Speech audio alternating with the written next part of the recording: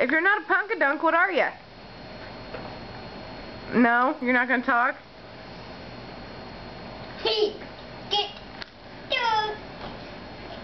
Mommy getting your toes. And you have stinky feet too. You have stinky feet? Liam have stinky feet? No. Mommy have stinky feet? Yes. Liam, hey, does Mommy have stinky feet? No? Does Daddy have stinky feet? Oh, thank you. Okay, Dan, can you get a mouse, please? What? Where's Lenny?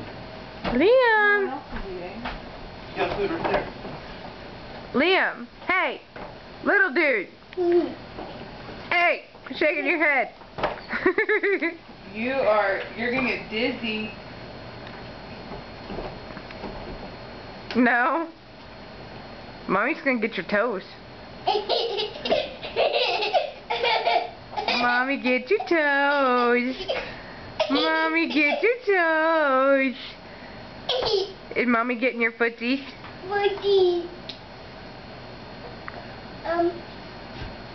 Goat trees. Goat cheese? Go trees. What are goat trees? Trees grow goats. What do you think? Uh-oh. Get rice in your face. Do the goat trees make goats for the chupacabras to come get them? What's what you... There's been a lot of stuff on the news lately about chupacabra sightings. They're supposedly mythical creatures that eat goats.